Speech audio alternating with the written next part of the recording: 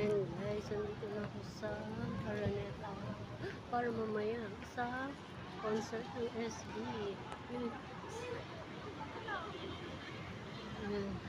Ang aking bias, aking feeling, si Fabio.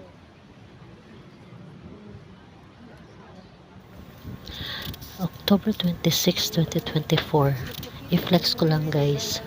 1 year na pala since na makapanood ako ng first concert ng SB19 sa kanilang Thanksgiving concert last year.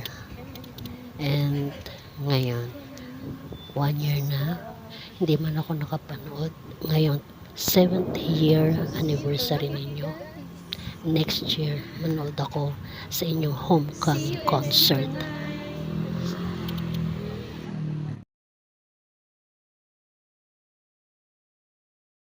It's up, it's a beautiful day. My beginning will be as bright as the sun. Come won't you come on.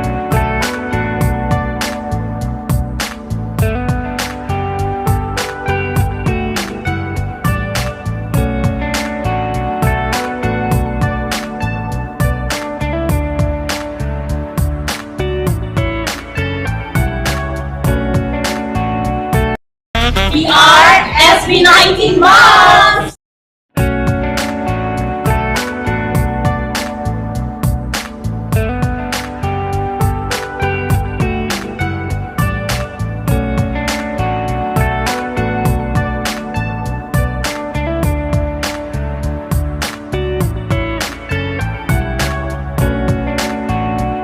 Song na inassign sa akin, yung Bazinga. Sa totoo lang, hindi pa siya namin nag-release as of now. Pero itong kanta na to kasi, alam nyo, a lot of people have been throwing stones at us. Parang marami silang sinasabi sa amin mula na nagsisimula kami hanggang ngayon, di ba? So parang ito, look at us now, di ba? Parang marami na rin kami na-achieve kahit anong sabihin na ibang tao. Kinaya namin marating yung mga bagay na ito. At syempre, sino ba yung tumatawa ngayon? Diba? Parang, who's the boss now? So, yun lang yung parang incorporate ko dun sa kanta namin. At syempre yung feeling parang playful kasi yun eh. Na parang medyo comic. So, incorporate ko syempre yung hilig ko sa video games. Doon ako nagkumuha ng mga inspiration. Why some people out there are so insecure of what's 19 achieved with fame from all local to international awards. Ayon sa akin na song is yung SLMT, which stands for salamat. Yung salamat, para siyang appreciation song for those people na talaga namang tumulong sa amin, which is yung 18 talaga. And in-incorporate namin yun sa jeep, since yung tunog niya is parang medyo parang nasa beach, parang nasa campfire, very chill lang, very vibey. Yun, nilagay namin yung parang medyo maaliwalas na picture, clouds, and everything, mga tao na nagkukentuhan, nagkakantahan. Yun yung design na naisip namin for the jeepney. Ayun, dun din sa kanta, parang meron kasing in-incorporate namin yung mga salita na nabuo ng 18. Talagang naging special siya kasi parang 18 and SB19 lang yung zone na yon na talagang kami lang yung nakakaalam or kami lang yung nakakaintindi. In-incorporate din namin siya dun sa jeep. Makikita nyo dun sa parang ibaba ng jeepney, merong nakalagay Mahalima, which stands for mahal namin kayong 5, parang gano'n.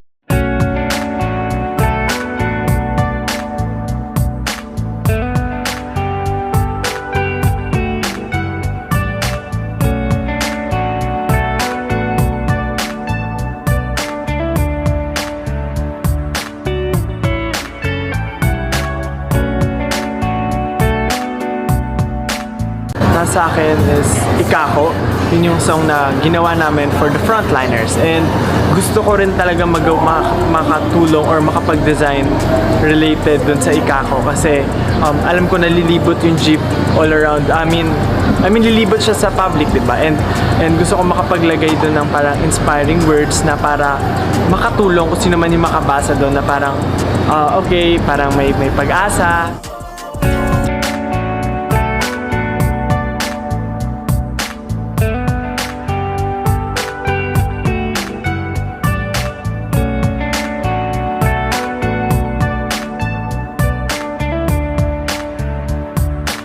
nakita nyo naman na lahat kami may kanya-kanyang ginagawa dun sa jeep. Tapos sinushoot namin, si Pablo naggugulong ng gulong, si Ken galing sa ilalim ng jeep.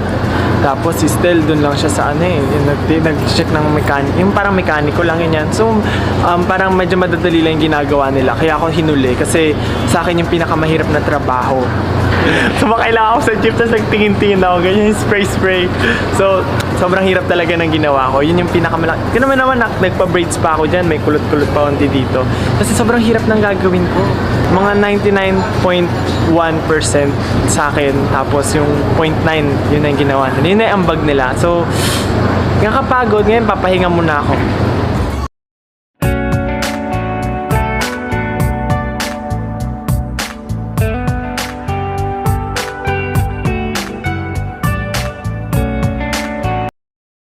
Naka-assign yung song sa akin ng Mana, which is Manananggal. Medyo horror pag binasa mo Manananggal, pero it's all about being humble. Like, kahit gaano pa kataas yung narating mo, your feet still on the ground. So, naisip ko, pina-design ko like may mga manananggal siya pero may change sa kanya because hindi lang naman pagiging humble yung lyrics, but ano din, para din sa mga taong talaga yung nagkikriticize sa amin na hindi rin maganda. It talks about grab mentality talaga yung manananggal namin. So that's why may chains, may nakagapo sa kanya yung manananggal. Those who hate says 19 just shot and keep it to yourself. We spread love and kindness, not hatred or bullying.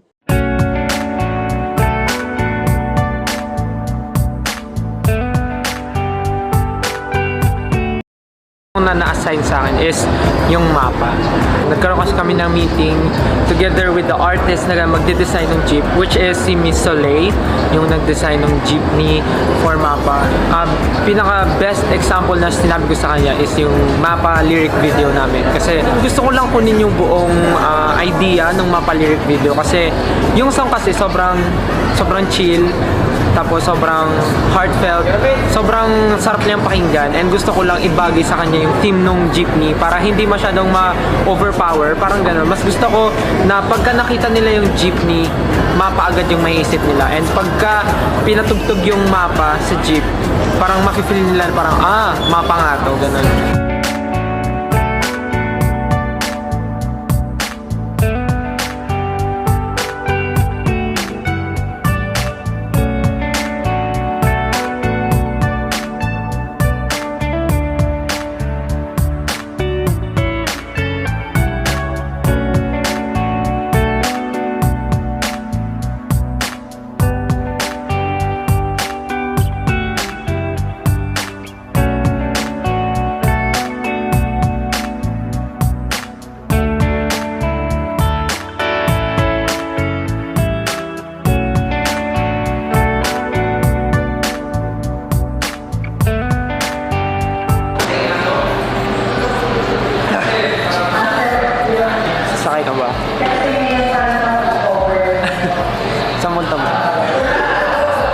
Sumasabay na kita?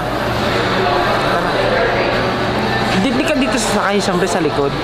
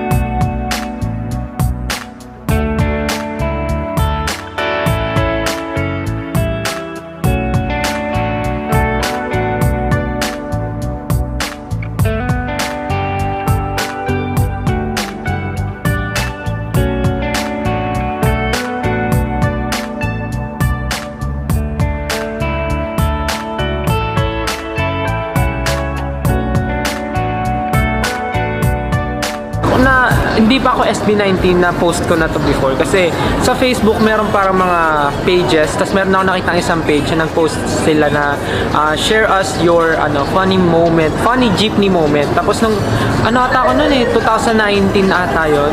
Ay, hindi pa ako SB19 nun. Sobrang tagal na nun. Tapos nag-comment ako na parang, ayun nga, sumakay nga ako ng jeepney. Tapos nung pagsakay ko ng jeep, naghahanap pa lang ako ng sasakyan, biglang humarurot na yung jeep. So pag harurot niya, tumilapon ako dun sa harapan ng jeep, tapos nakaganon ako sa tabi ng driver. Tapos nagulat siya, nandun ako sa harap. Yun yung pinaka-funny experience ko sa jeep.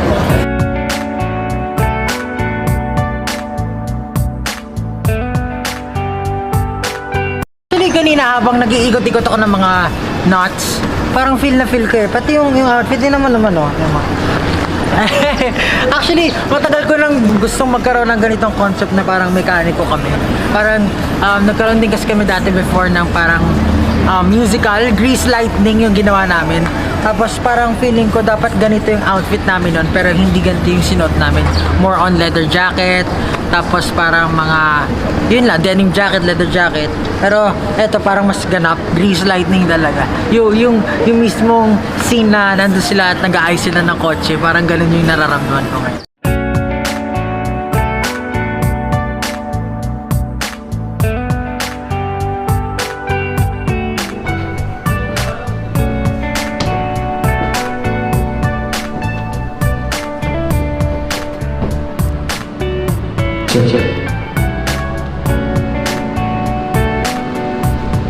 Check. One. Siguro I think mas magiging masaya mamaya kasi nga ganito yung setup, walang upuan. Mahirap yung journey towards big things. Yun na yung puso, yung passion and everything. Parang step by step talaga siya Itong pagkaba na magpa-perform ka, hindi mo alam kung sino yung manonood sa'yo, yun yung makakalaban namin dito.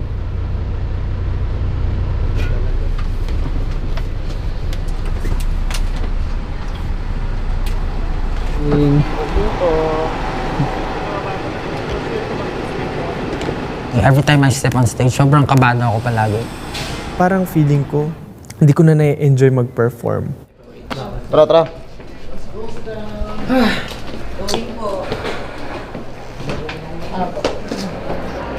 Josh. Justin. Wait lang po.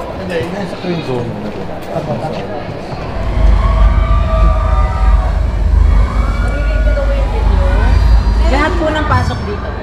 Labas. Baka hindi talaga to for me.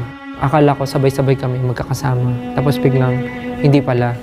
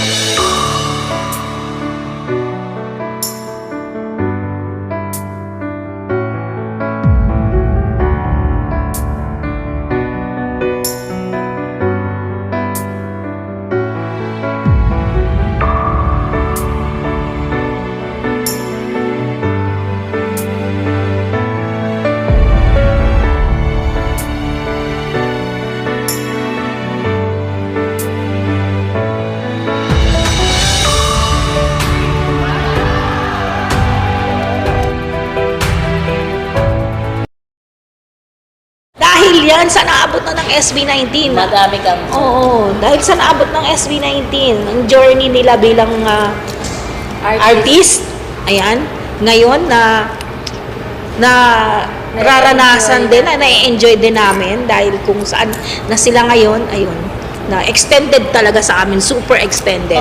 Tsaka yung labing yan, very memorable sa atin. Oo, yung lobby ng ng yes. Hotel. Diyan lagi mga nagpapapicture. Sobra. Doon natin na meet up para Actually, meet up ang mga 18 Mga pala. 18. Diyan namin madalas na nakikita sila, nami-meet, mga bago, lumang, 18, luma. May luma pa. Meron, yung mga Orum. Oo, yung mga oral before. Ngayon, 18 na sila. 18 na Ganun sila. nakatagal pala, no? 7 years. 7 years, wow. And sana lalo pang counting. tumagal and And counting. Until now, Novotel pa rin tayo. And look at the SB19 moms.